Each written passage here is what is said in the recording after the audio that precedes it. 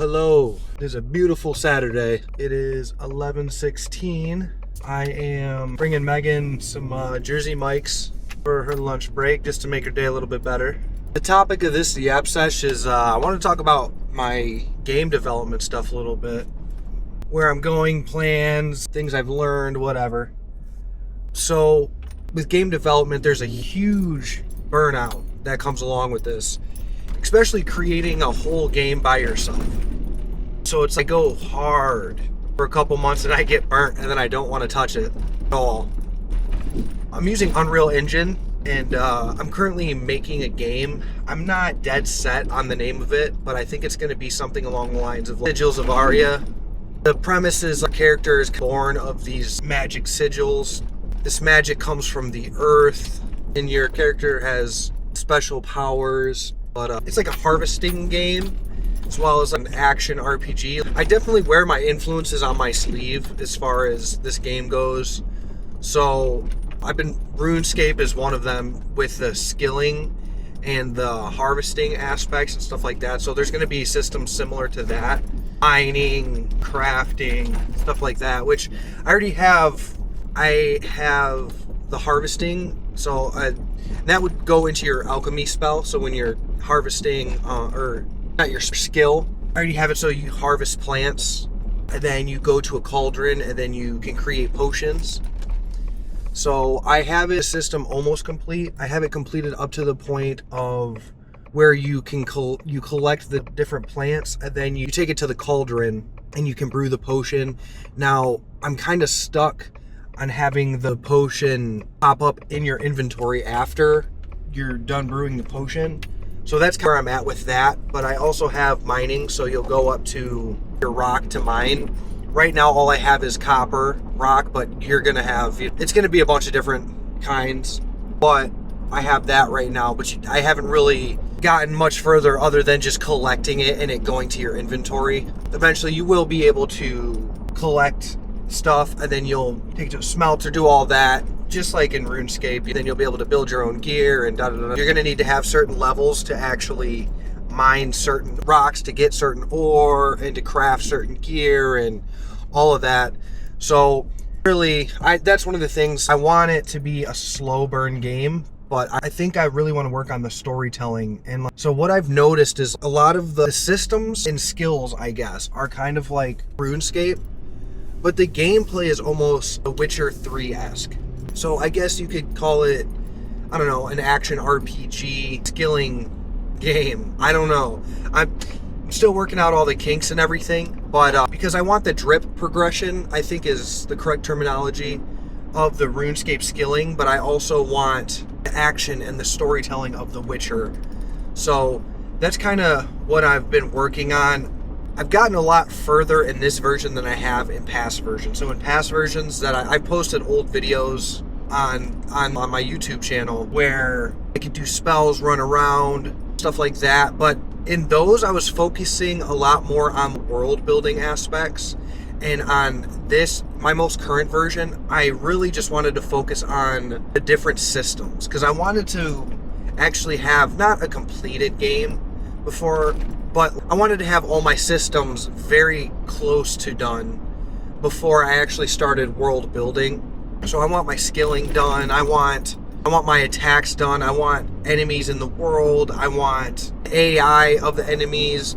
I want to build some quests, storyline, basic like a pause, save menu, things like that.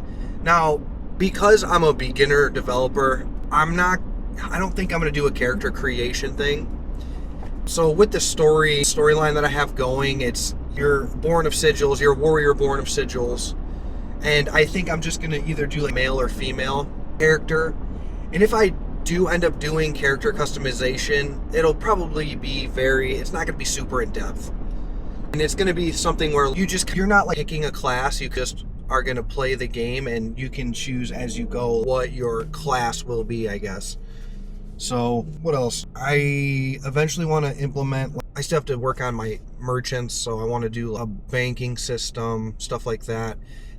The inventory is non-stackable, because I feel like it adds a little bit of, it makes the player have more intent with what they're carrying around, and they're not just stacking shit constantly, and it makes it a little bit harder. So when you do eventually go into boss battles, which there will be, I'm thinking there's going to be dungeons and boss battles and stuff like that.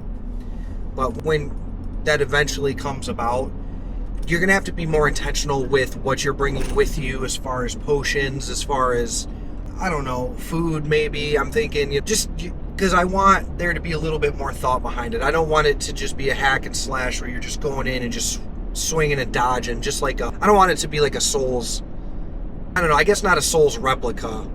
I'm still going to have the dodging and stuff like that, but it's not just hack and slash for sure. Now, the storyline that's something I really wanted to have a good storyline. I want people to be able to connect with it. That's one of the things with Witcher 3. So that's one of my all-time favorite games. I just love that fucking game. It's a beautiful game. A lot of the systems are just, I don't know, that game's untouchable in my eyes. So I connected with that game through the storylines. There was a couple of the quests. I remember when I first started playing, I'm like, oh, this is cool. Some of those quests, they just hit me on a different level, and it made me just obsess over the game. And I feel like that's one thing that I want. I want a good writing style. I want good storytelling, good lore.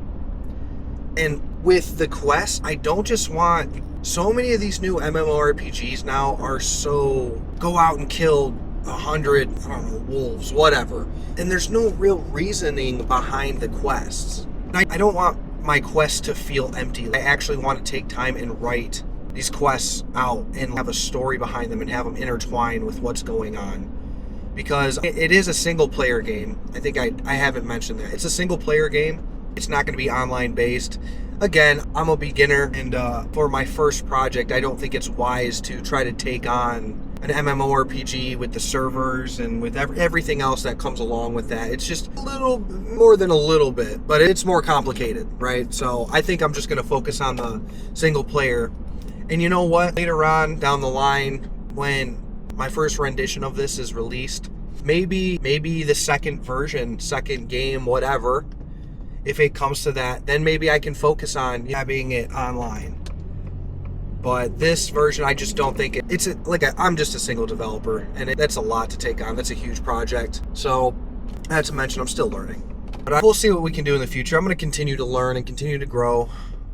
I'm still deciding on the graphical nature of the game.